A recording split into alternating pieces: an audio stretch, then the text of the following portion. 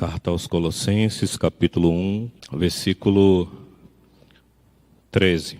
Ele nos libertou do império das trevas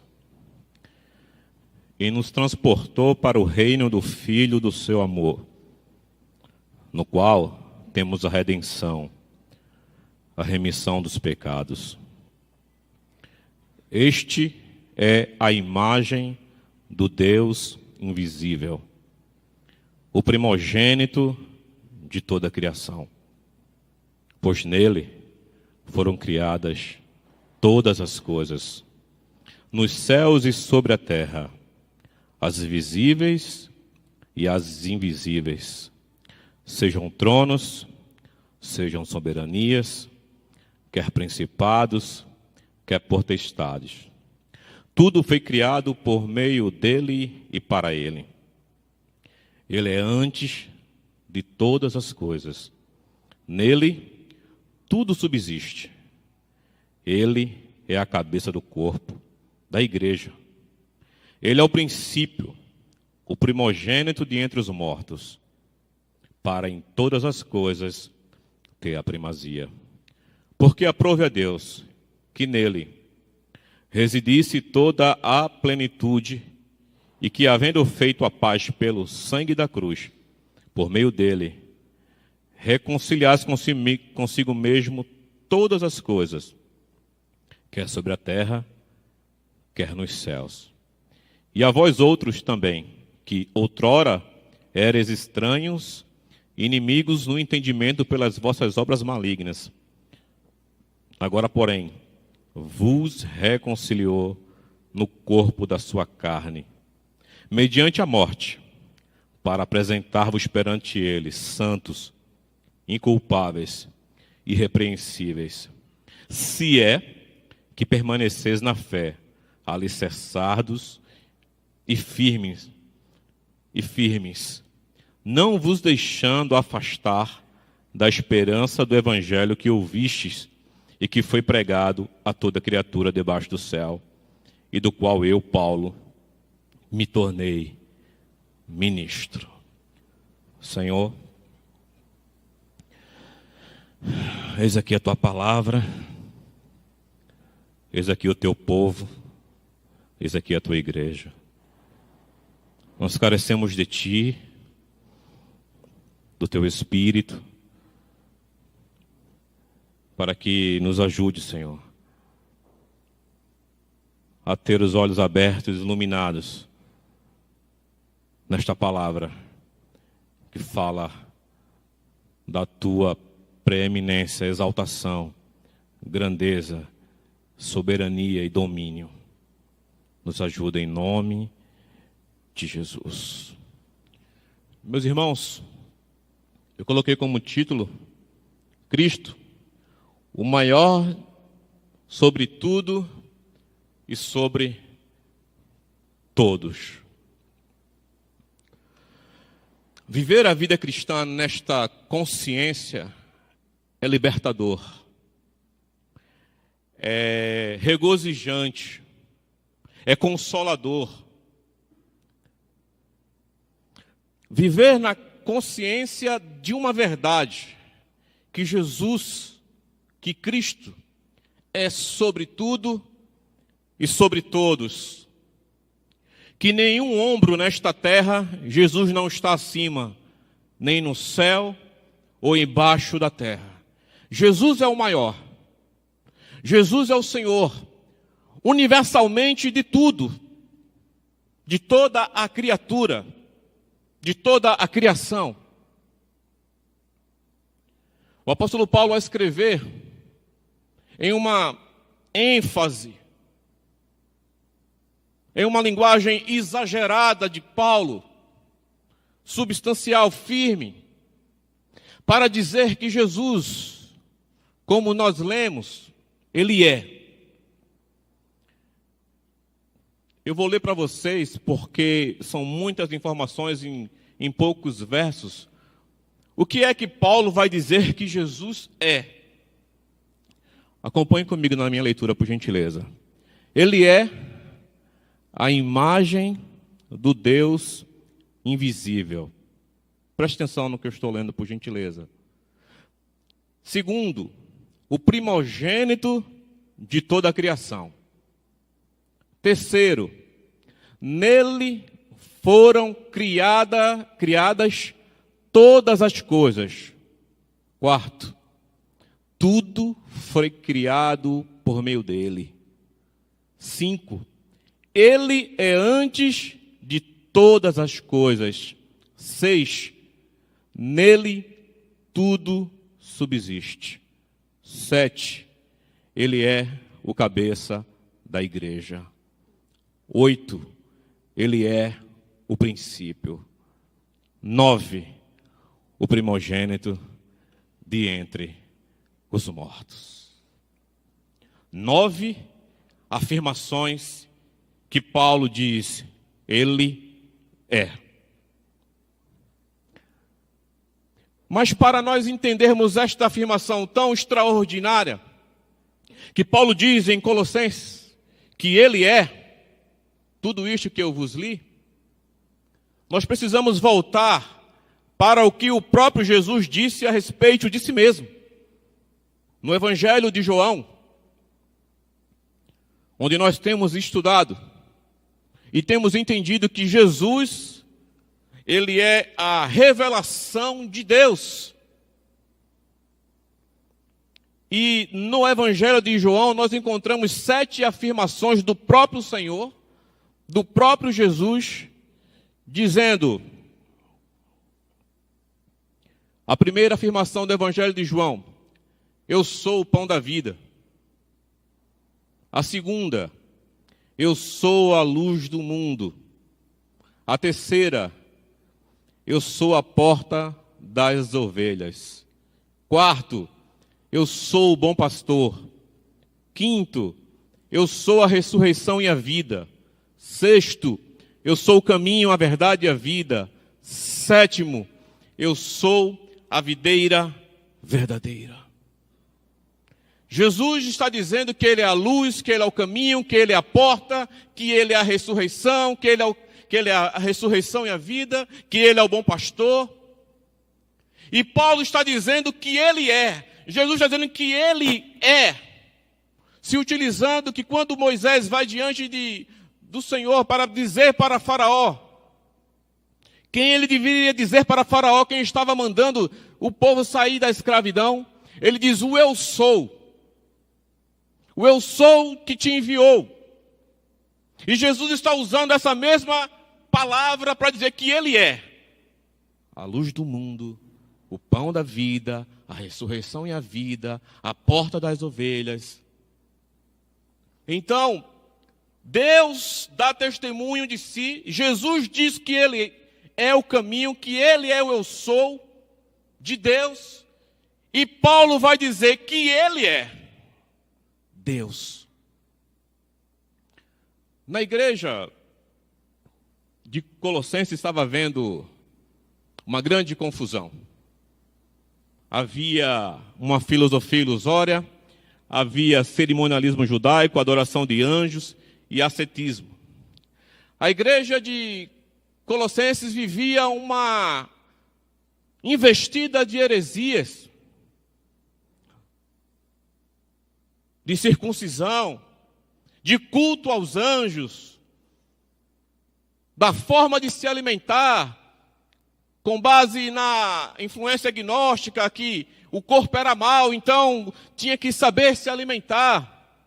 Existiam crenças dentro do convívio da igreja de Colossos, onde tinha culto aos anjos, que eles não anulavam a Jesus, mas eles queriam esse sincretismo, eles queriam essa mistura de adorar a Jesus e os anjos, com a justificativa de que o culto aos anjos eram cultos mais especiais, eram cultos místicos que ofereciam a eles uma experiência muito mais profunda, digamos assim, do que adorar a Cristo. E é por esta razão que Paulo, de forma incisiva, vai dizer que Jesus Cristo é o que nós lemos, para combater esta heresia. E o que o mundo hoje, e a tentativa filosófica, mística, do mundo pós-moderno não é diferente do que estava acontecendo em Colossos. Paulo estava preso. É uma das cartas da sua primeira prisão, uma das 4 cartas, como Filipenses, Efésios e Filemão. E ele estava escrevendo essa carta para combater o que hoje acontece, que é a tragédia dos santos, a insuficiência de Jesus. Hoje, o crente pós-moderno, ele não tem a devoção ou a sua crença na pessoa de Cristo. Hoje existe uma relativa, tudo é relativo, tudo tem uma explicação. Hoje Jesus, ele não é absoluto, não é agudo.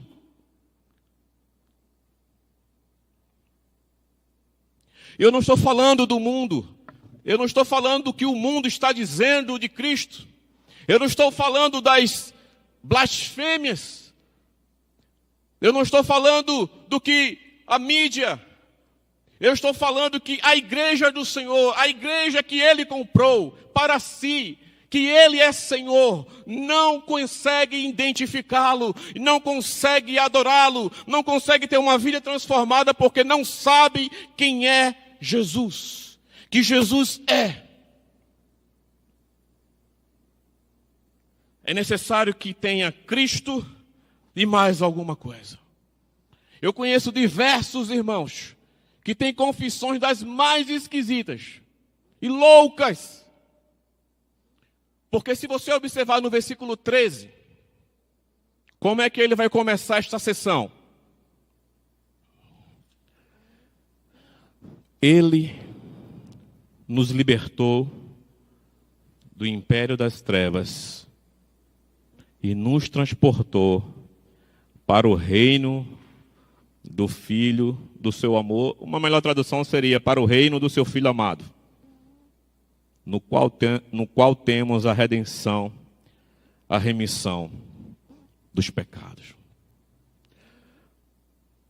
Os comentaristas falam que Paulo usa esse império de trevas para o reino do seu Filho amado, porque talvez Paulo, por estar preso sob o domínio de Roma, ele pudesse estar falando com respeito a isso. Talvez seja uma possibilidade. Outra, ele está falando realmente do império das trevas, do mundo onde o diabo atua, Satanás domina. E o Senhor nos tirou deste império, deste governo tenebroso, e nos transporta para o reino do seu Filho amado.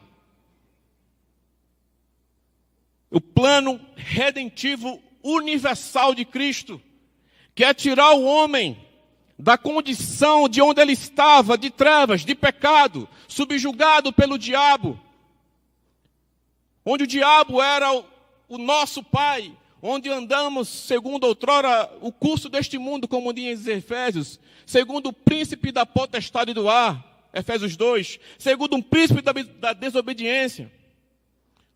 Era assim que nós andávamos, debaixo de um legado, debaixo de uma autoridade maligna, até que Cristo nos liberta deste império, desta filiação, deste governo, e nos transporta para o reino do seu Filho amado.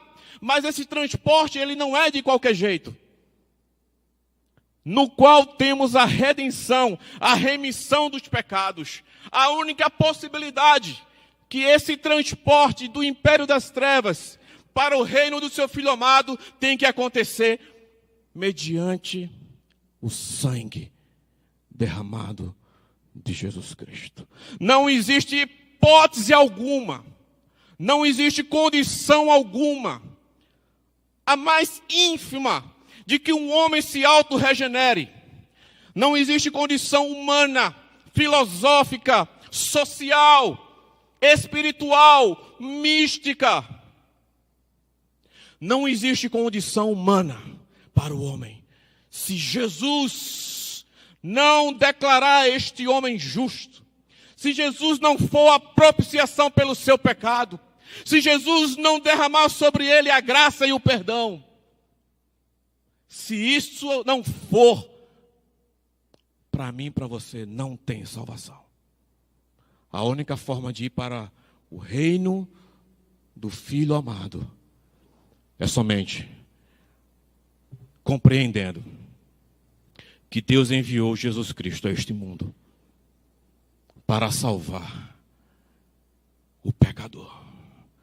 Quando João Batista olha para Jesus e diz: eis o Cordeiro de Deus que tira o pecado do mundo. A obra expiatória, onde nós éramos, como diz no próprio Colossenses, ele cancelou um escrito de dívida que constava em ordenanças contra nós, encravando naquela cruz. O único que pode cancelar espiritualmente a minha e a sua sentença de ir para o inferno é se Jesus te perdoar. Somente nesta condição, única condição. Andamos muitas vezes numa linha muito tênue, descansados. Então, pelo sangue da nova aliança, Ele nos libertou de todas as amarras. De todas as amarras. Existe um grupo de crentes que deixa de viver uma plenitude em Cristo tão extraordinária, porque anda mais com o diabo do que com Cristo, porque valoriza tudo que o diabo possa fazer. Sabemos que o diabo é o pai da mentira, sabemos que ele tem seus dados inflamados, sabemos que Paulo diz que nós não devemos ignorar os seus desígnios. Sabemos que ele é mau, que ele é como um leão que ruge, que ele procura alguém para tragar, para devorar, para destruir. Sim, sabemos. No entanto, saiba também que a corrente que sustenta o diabo, Satanás, não está nas mãos do diabo, mas está nas mãos de Deus. O governo soberano de Cristo, que expôs principados e potestades ao desprezo, subjugando na cruz do Calvário. Porque nós lemos que nele tudo subsiste.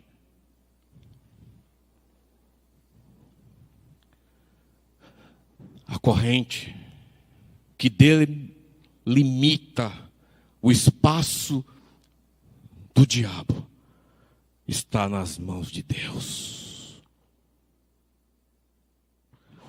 Um monte de gente que vai morar numa casa e a casa tem influências, que a camisa tem influência, que fala que o carro tem influência, que se senta num transporte, no avião, tem uma pessoa lá e começa a se arrepiar.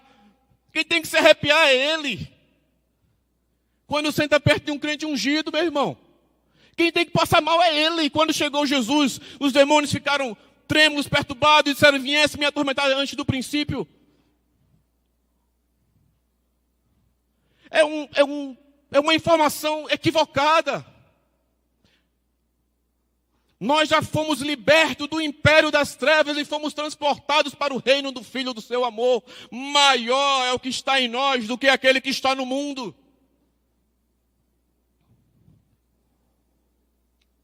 Meus irmãos, eu conheço bem sobre este assunto, de forma empírica, de forma experimental.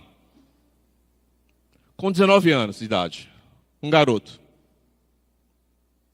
Já tinha tido uma infância espírita, já tinha tido uma infância conduzida pelos meus pais ao espiritismo.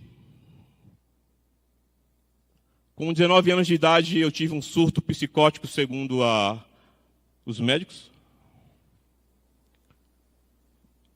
Eu tinha ido num centro espírita e, por indução do meu pai, eu fui consagrado. Eu sei o que é a consagração, eu sei de quem eu sentei do lado. Eu estava num local muito difícil para um jovem. E ali eu bebi água, eu ingeri sal, eu passei no corredor e várias coisas aconteceram ali. E a minha vida, ela foi, se eu estava ruim, ficou pior. Eu sei o que é sentir o medo. Eu sei o que é medo. Eu conheço medo. Eu sei o que é dores estomacais de alto nível. Eu sei o que é transpiração. Eu sei o que é uma respiração ofegante. Eu sei o que são dores de cabeça tensionais. Eu sei o que são pesadelos. Eu sei, eu conheço sobre isso. Eu sei o que é não dormir. Eu sei o que é vontade de suicídio. Eu sei o que é confusão mental, letargia. Eu conheço sobre isso, de forma experimental. Eu sei o que é vontade de desistir. Eu passei por todo esse caminho.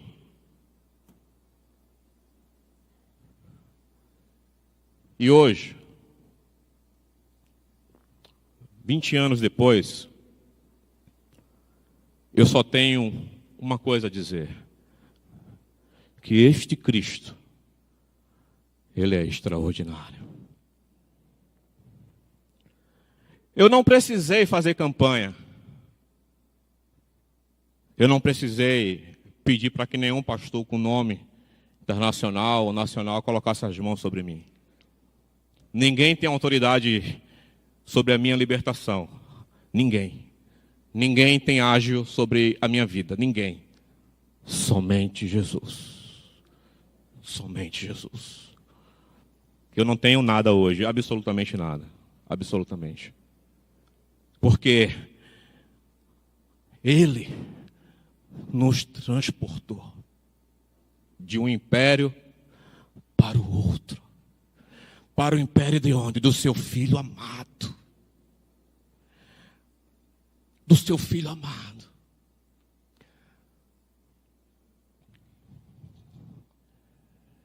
Ele nos libertou dos nossos pecados. Ele nos deu perdão.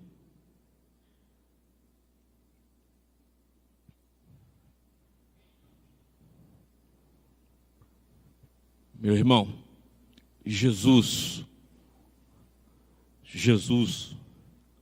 eu quando estava estudando essa palavra, eu fui interrompido várias vezes para poder orar e chorar diante do Senhor. Porque Jesus, Ele é muito mais do que a nossa mente consegue alcançar. Caminhamos muitas vezes de uma forma muito tímida. Não nos apropriamos de quem Ele é. Luz, pão, videira, porta.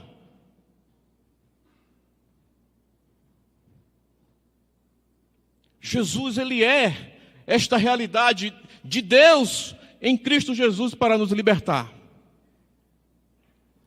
E ele começa assim, com a primeira citação. Versículo 15.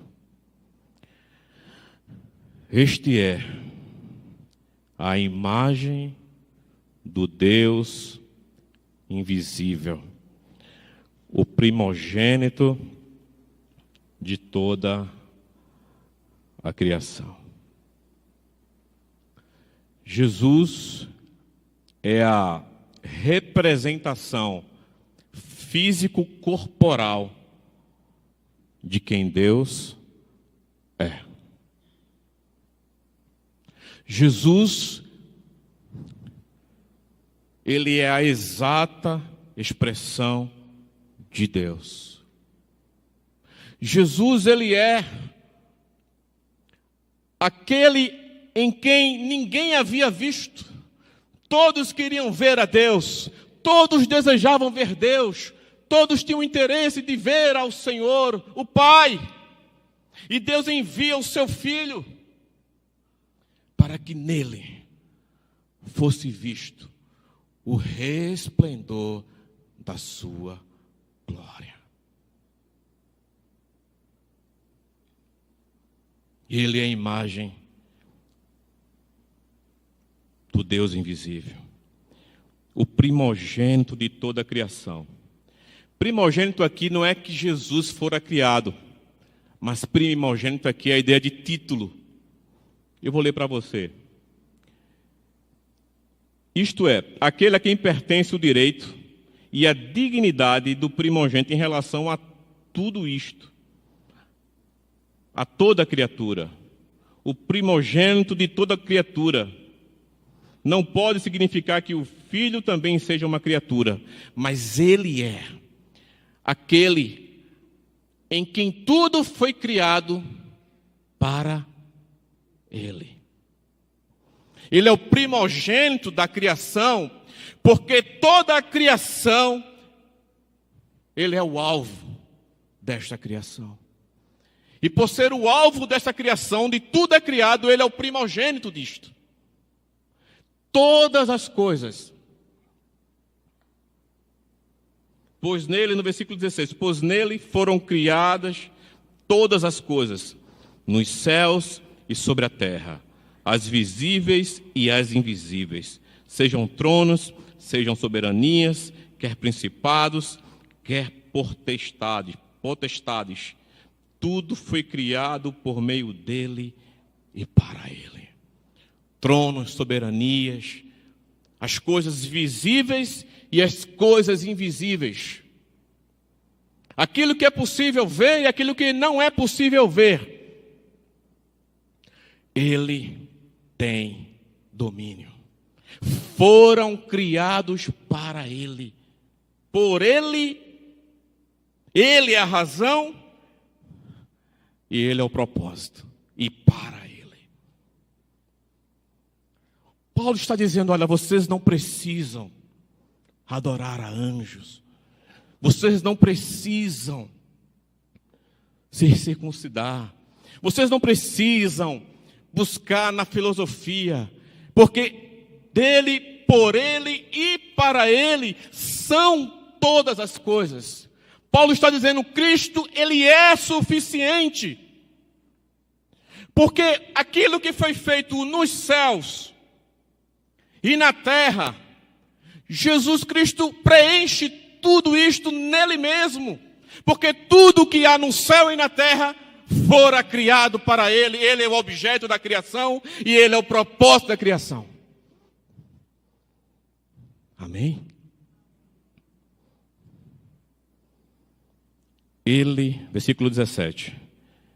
Ele é antes de todas as coisas. É o Cristo pré-existente. Antes que houvesse dia, eu sou. Ele já existira. Ele já era. Legitimamente. Antes de tudo. Antes de mim, de você, dos cosmos, do planeta, da criação, da história. Antes de tudo. Antes de tudo. Antes do nada. Ele é antes do nada.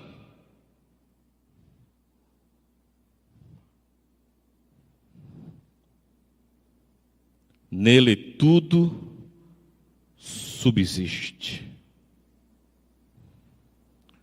Nele tudo subsiste.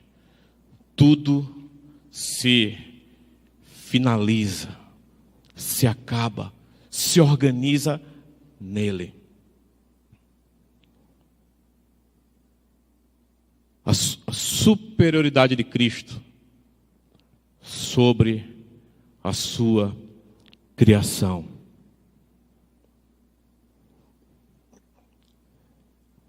Versículo 18. Ele é a cabeça do corpo da igreja.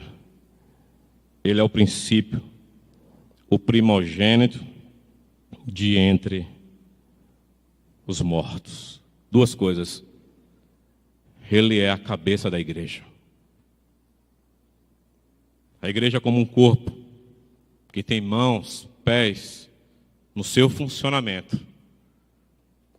Cristo é a cabeça da igreja. Cabeça que tem autoridade, poder, domínio para movimentar o corpo da forma que lhe apraz, porque ele é a cabeça da igreja. O encabeçamento de Cristo sobre a sua igreja. A segunda questão nesse versículo 18, ele é o primogênito dentre os mortos. Jesus é o único que morreu, ressuscitou e não morreu mais. Jesus é o primogênito dentre os mortos, que com a sua ressurreição nós tivéssemos a esperança de estar com Ele. Jesus é o primeiro, vem enviado como filho unigênito e ressuscita como um filho primogênito, onde ele consegue comprar para Deus povos de todas as tribos, línguas e nações. Como disse Pedro, porque nós somos do seu povo, nação santa, sacerdócio real, povo adquirido, povo de exclusividade de Deus. É por causa dessa razão dele ser o primogênito dentre os mortos, que ele é a cabeça da igreja. Veja o versículo 19. Porque aprove a Deus que nele residisse toda a plenitude. Leia comigo no capítulo 2, o versículo 2.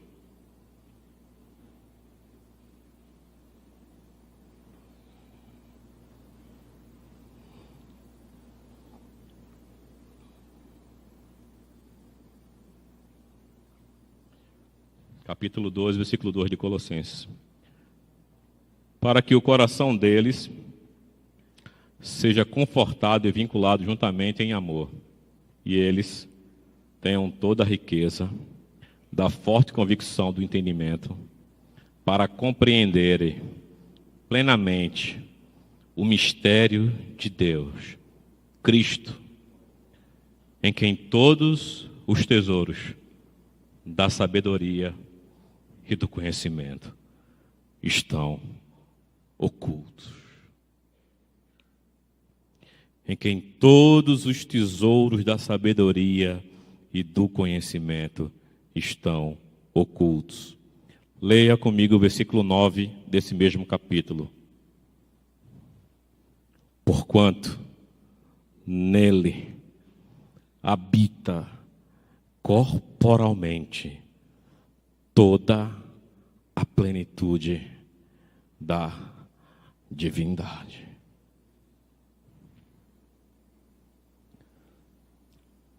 3 citações. Porque aprove a Deus que nele residisse toda a plenitude. Plenitude era uma palavra usada pelos gnósticos, e Paulo ele usa de propósito,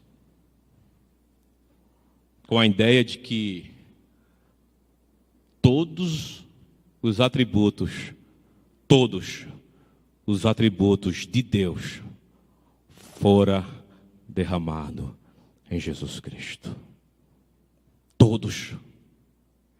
Nenhum ficou de fora. Todos os tesouros da sabedoria e do conhecimento, do mistério de Deus, Cristo, estão nele. Paulo vai dizer em Efésios que as insondáveis riquezas de Cristo, onde nele, corporalmente, habita toda a plenitude da divindade.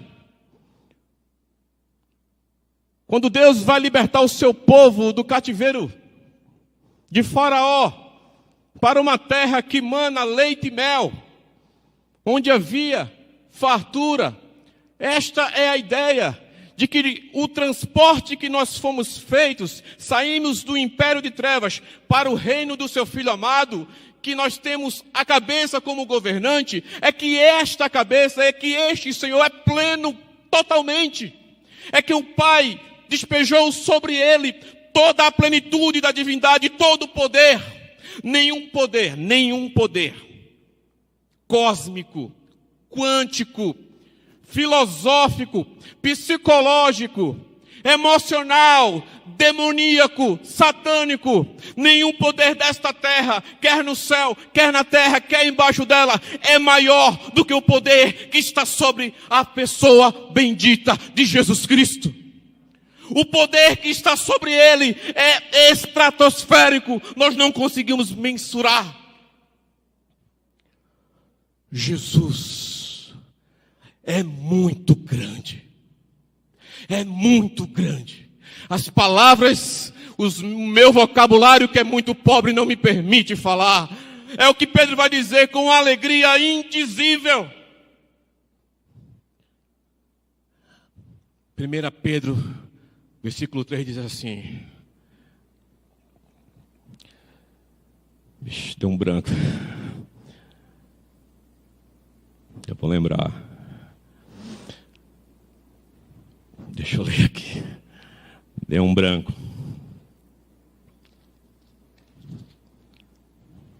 1 Pedro diz assim. Ixi, meu Deus, não está vindo, mas a gente vai aqui.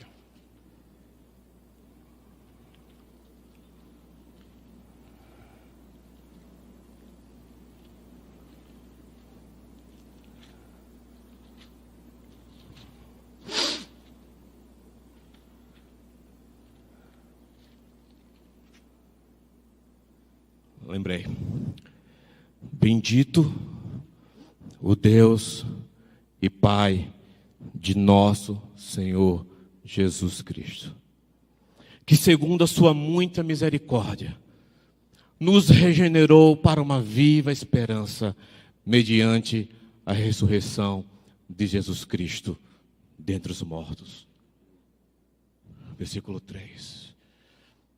Bendito Deus e Pai de nosso Senhor Jesus Cristo, que segundo as suas muitas misericórdias nos regenerou para uma viva esperança mediante a ressurreição de Jesus Cristo dentre os mortos. Esta é a nossa esperança. E o que ele diz? Para uma herança incorruptível, sem mácula, imarcessível, reservada nos céus para vós outros, que sois guardados pelo poder de Deus, mediante a fé, para a salvação preparada para revelar-se nos últimos tempos. Nisso exultais, embora no presente, por breve tempo, se necessários, sejais contristados por várias provações, para que, uma vez confirmado o valor da vossa fé, muito mais preciosa do que o ouro perecível, mesmo apurado por fogo, rendendo em louvor, glória e honra na revelação de Jesus Cristo. A quem, não havendo visto a mais, no qual, não vendo agora, mas crendo, exultais com alegria indizível, cheia de glória, obtendo o fim da vossa fé, a salvação da vossa alma. Estamos caminhando de uma forma gloriosa.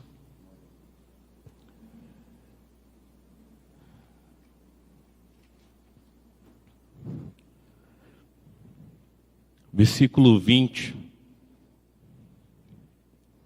Observe que havendo feito a paz pelo sangue da cruz, por meio dele, reconciliou consigo mesmo todas as coisas, quer sobre a terra, quer nos céus. Algumas traduções dizem que ele reconciliou consigo mesmo o universo, a criação. É a ideia que ele reconcilia consigo o universo. Mas não somente o universo. Veja o 21. E a vós outros também, que outrora eram estranhos e inimigos no entendimento pelas vossas obras malignas, agora, porém, vos reconciliou no corpo da sua carne, mediante a sua morte, para apresentar-vos perante ele, santo, inculpáveis e irrepreensíveis. Eu vou focar mais no 22. Nós somos o alvo deste Cristo, o alvo desta misericórdia, desta graça. E a vós outros, ele reconcilia consigo todas as coisas. Esse Cristo soberano que Paulo fala que ele é. Mas ele reconcilia a mim e a você, pobres mortais. A nossa reconciliação com Deus se dá mediante a morte, sepultamento e ressurreição de Jesus Cristo. Fomos reconciliados, estávamos num estado de inimizade contra Deus. Éramos por natureza filhos da ira. Estávamos numa condição de inimigos de Deus. Estávamos numa condição de trevas. Mas Ele no corpo, pelo seu corpo, no pecado, sendo moído, traspassado, esse Cristo que Paulo está dizendo aos Colossenses, que é tudo isto, ele se esvazia e vai a uma cruz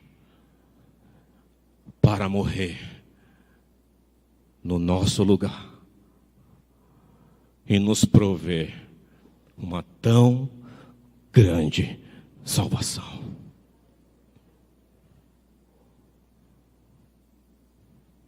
Para trazer para mim e para você uma esperança viva.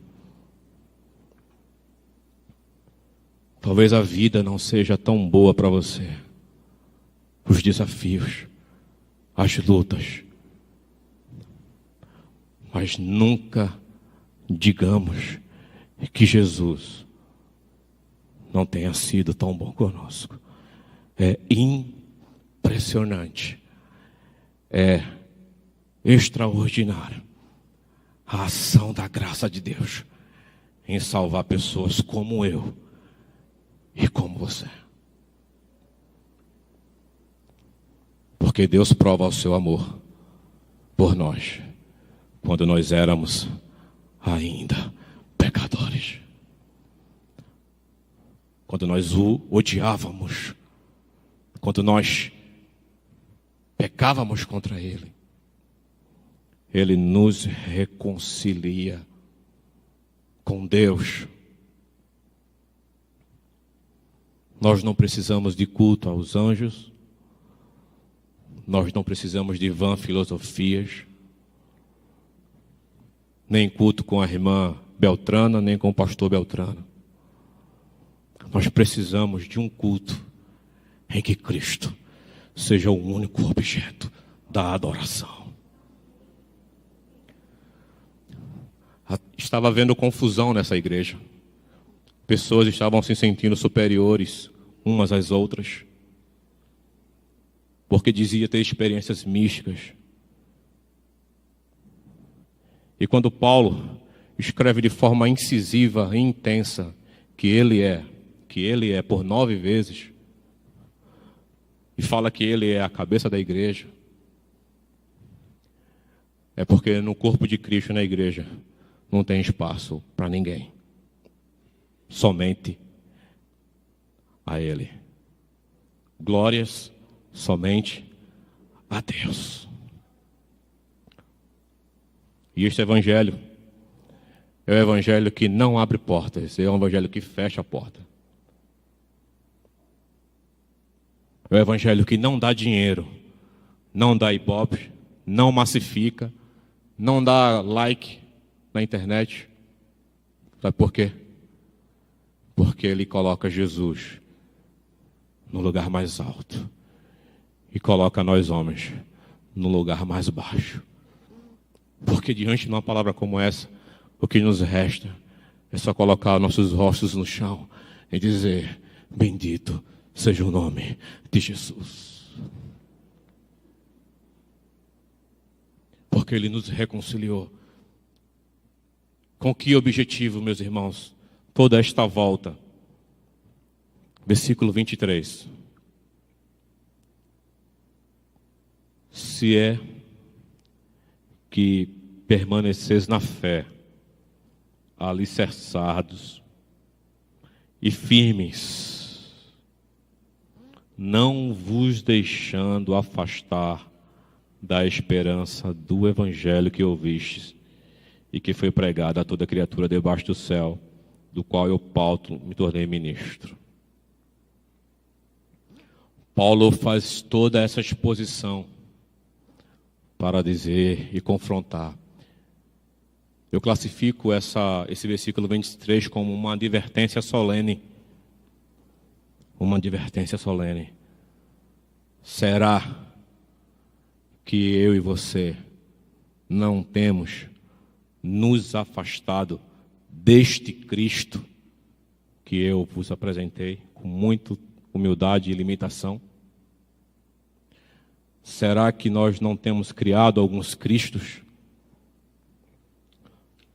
Para o espiritismo, Jesus é um espírito evoluído. Para o islamismo, Jesus é um profeta, não passou de um profeta. Para o catolicismo, Jesus é o filho de Maria.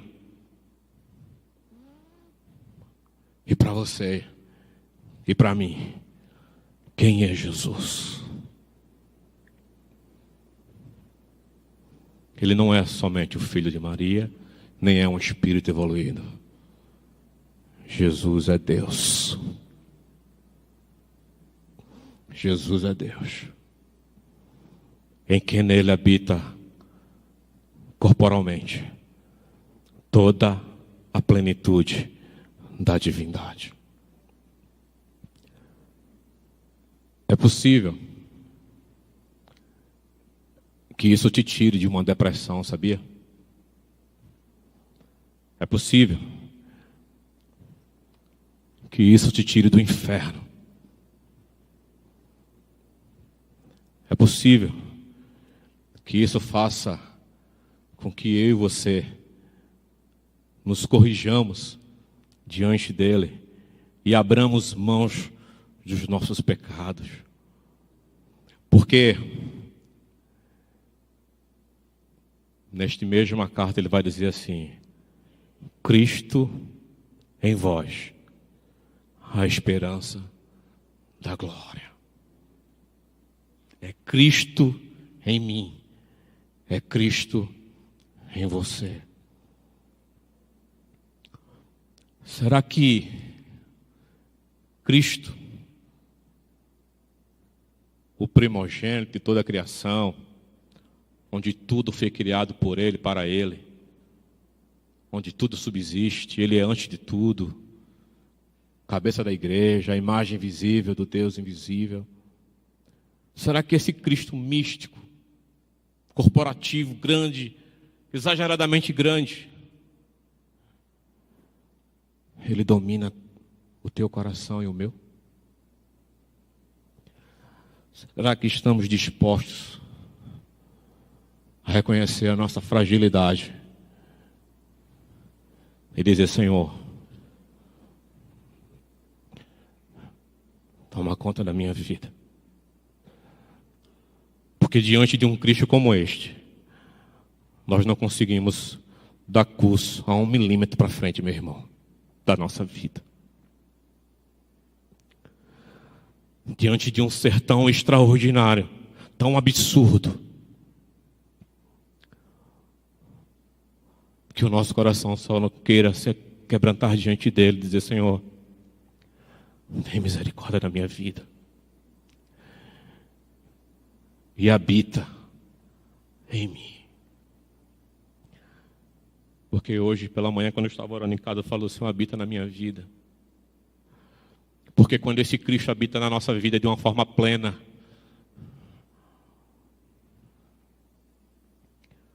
a gente vive satisfeito, mesmo com a falta, mesmo com as perdas e mesmo com os desafios.